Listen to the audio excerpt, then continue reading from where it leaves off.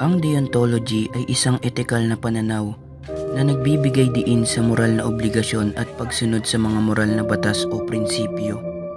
Ito ay ang paniniwala na ang pagkilos ay tama o mali batay sa moral na obligasyon o utos, kahit na ang resulta ay hindi palaging mabuti. Ginagamit ito upang tukuyin kung aling mga gawain ang dapat gawin o iwasan batay sa moral na batas, kaysa sa konsepto ng pakinabang o kagandahang maidudulot ng isang aksyon.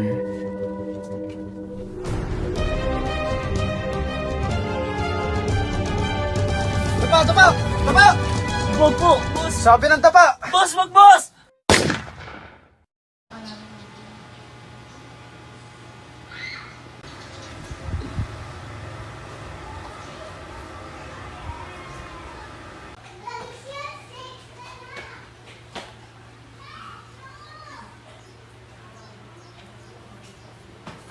Oh, anong oras na? Napapadalas na yung uwi mo. Saan ka ba galing? Ito naman. Kila Angelica lang akong nagawa kaming assignment. Oh, kaya siya. Mabihis ka na at padating na rin yung tatay mo. Gilo, base lang.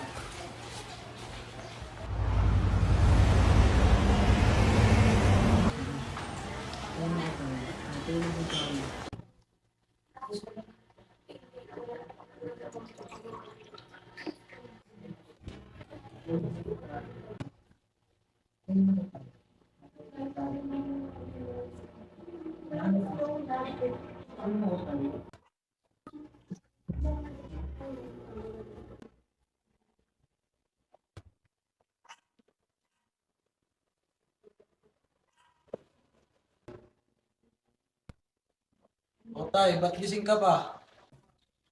Patulog na rin. Inaantay lang kita. Kamusta trabaho mo? Ayos lang naman tay. Tapos lang isang operasyon. Alam mo tay, hindi ko lang sila nahuli. Napatay ko rin sila. Nung isang araw lang, nakapatay ka. Parang napapadalas na ata yan, Ramon. Para ka naman bago ng bago tay eh. Di ba pulis ako? Tsaka hindi naman mga ordinaryong tao na papatay ko eh. Mga kriminal sila. Dapat nga alam mo yan eh. Di ba pulis ka rin dati? Oo, naging pulis ako. Pero alam mo sa sarili mo na magkaiba tayo. Yung pagpatay mo sa mga kriminal, ginagawa mo ng solusyon dyan sa operasyon mo. Baka nakakalimutan mo, hindi ka lang pulis. May pamilya ka at anak ka rin ng Diyos. So, sa kabila ng Diyos mo tay, ako, may mga tauhan na ako. Inuutusan ko sila. Tsaka mataas na ranggo ko.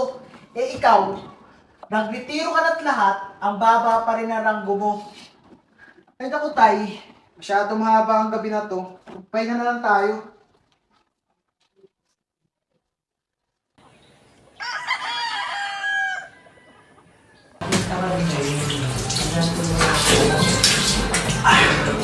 Tay, matagal na palang nilabas namin ni Romel, ano? Oo nga, pwedeng labas niyo pa yata ang nabubuhay pa si Imelda.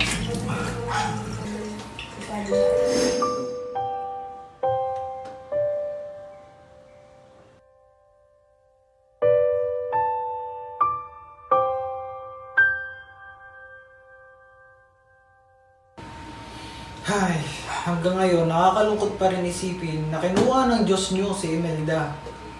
Ano ba, Ramon? Naiintindihan kong nalulungkot ka sa pagkawala ng asawa mo. Pero wag mo naman isisi sa Diyos ang pagkamatay niya. Kanino ko isisisi? Siya ang kumuha ng asawa ko. Siya rin ang dahilan kung bakit nawala ng nanay si Romel. O anak, gising ka na pala. Wala ka pasok ngayon? Wala po. Ah, ganun ba? Labas naman tayo mamaya. Sige tay, anong oras po? Mamaya, mag-half day ako sa trabaho. Tagal na rin natin hindi nakakalabas eh. Tsaka, tagal na rin, huli tayo nagkasama. Sige lang tay. Sige na, kumain ka na dyan. Nagbibisa rin ako para sa trabaho.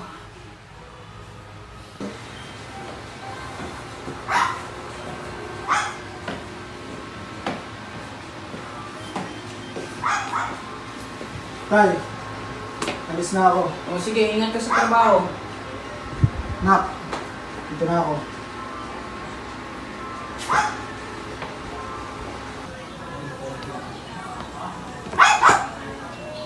Oh, Nak, muntihan ko na makalimutan. Mamayang alas 12, magkita tayo sa simbahan ha. Okay, alis na ako.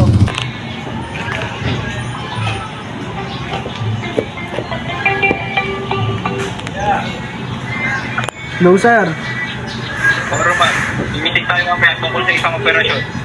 Naku, sir. Ay, may lakad kami mamaya ng anak ko eh. Mabilis lang to, Roman. Ikaw rin, para rin to sa pagtaas ng ranggo mo. Oo, siya. Siguraduhin mo lang, sir, na mabilis yan. Baka kasi maganta yung anak ko dun. Sige, copy. Sige, sir. Salamat.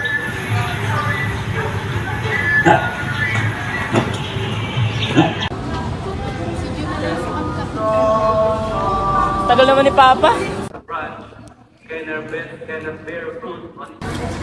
Uy, Romel! Uy, Alexa, Angelica, saan kayo galing? Baka gusto mo sumama sa'yo mamaya, tagal natin di nagkikita. Saan? Baka gusto mo sumama ulit. May service kami mamaya. Naku, baka next time na lang. Lalabas din kasi kami ni Papa ngayon eh. Uy, sige ha, next time sumama ka ha. Oh, sige, pag may time. Uy ha. Sige, bye-bye. Bye-bye. Ingat kayo. Bawi ako next time.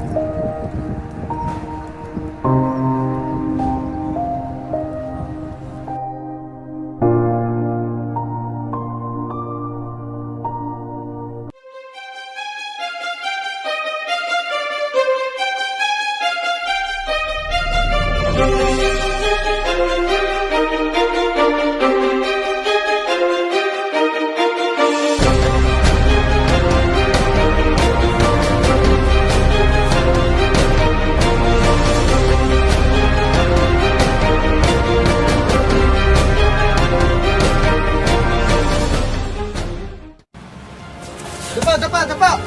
Boss! Huwag ng dapa eh. Boss! Sinabing dapa! Boss!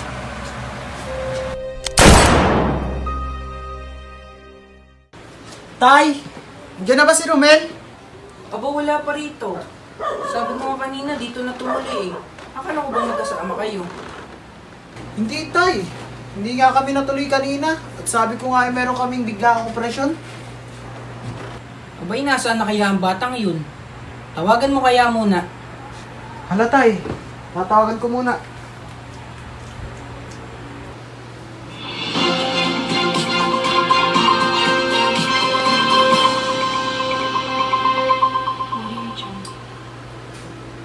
Magandang gabi, bayan. Katatapos nga lamang ng bypass operation na nangyari sa Turok Press, Dalahican City. Isang lalaki ang patay matapos di umano'y manlaban sa mga pulis at dalawang babae pa ang nanghuling kasama nito. Ayon sa ulat ay hindi pa natutukoy kung sino ang suspect na napatay. Sinasabi rin ito ay naimbitahan lamang sa kasiyahan na naganap sa lugar na iyon. Ayon din sa mga pulis, ang taong napatay ay nakapulang damit at may 6 na tarampakan na taas. Aminado naman ang iba pang suspect na sila ay gumagamit ng ipinagbabawal na gamot. Kasalukuyang nasa kustodiya pa Tay, rin ng pulis ang dalawang Pinasagot si Romel eh. Manatiling nakatulong Tay, para sa iba pang anong nangyari? impormasyon. Roman!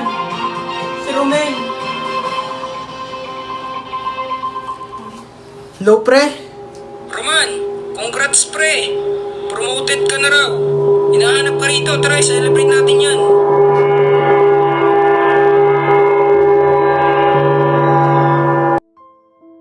Sa mata ng deontology, ang isang bagay na mali ay kailanmay hindi maitatama. Paano kung ang maling bagay na iyong ginagawa ay bumalik sa iyo? Ako si Immanuel Kant at ito ang konteksto ng deontology.